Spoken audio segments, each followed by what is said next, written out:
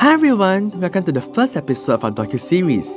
We are Shore to Shore, a heritage project from the Temasek Foundation and National University of Singapore's Heritage Champions program. The main focus of our project is to highlight the ecological and cultural heritage of Singapore's southern islands, consisting of St. John's Island, Lazarus Island, which includes the Kias and Seringa Islands, Kusu Island, and the Two Sisters Islands, which have recently been reopened as Singapore's first marine park. In this episode, we will formally introduce this project, the theoretical framework that we are adopting, and upcoming programs you can look forward to. The name of our project, Shore to Shore, is created in relation to the several meanings of the word shore. It can be understood as a piece of land along a water body, and also the act of supporting or holding up something else.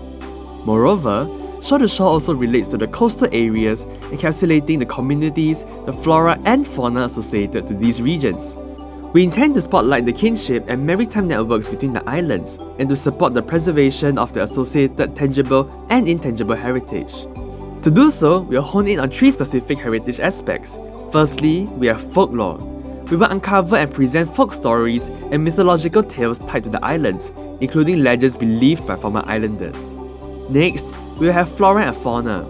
We will study the tangible, ecological features of the islands, such as animals and plants, with a focus on how these features have intangibly and inextricably implicated in the lives of former islanders. We wish to underscore the interpersonal connections with the islands, including but not limited to former residents, caretakers, and indigenous communities.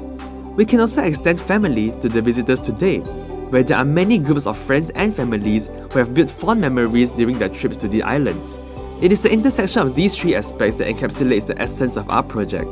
Through this 3S framework, we aim to merge the tangible and intangible, the cultural and natural, as well as former islanders and contemporary visitors.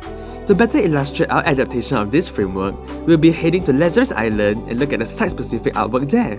Let us begin with a story.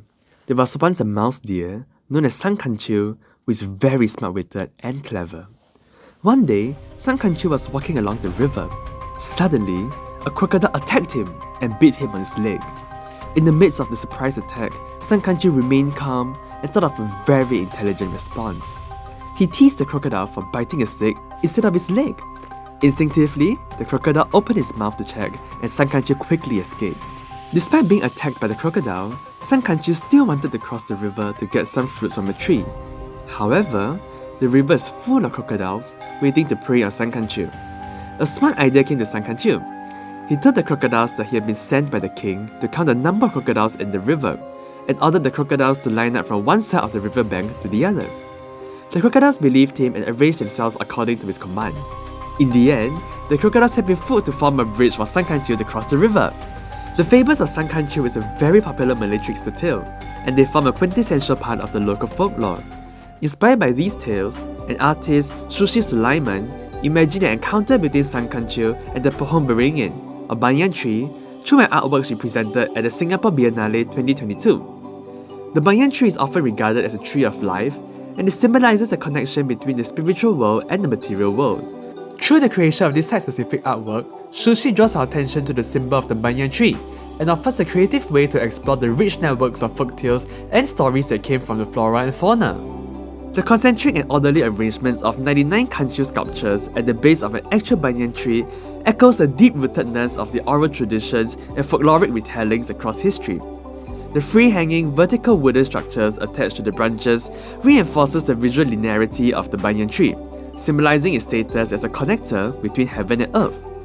This artwork, which combines the myths of Sang Kanchu with a living banyan tree, shows us that heritage is similarly alive.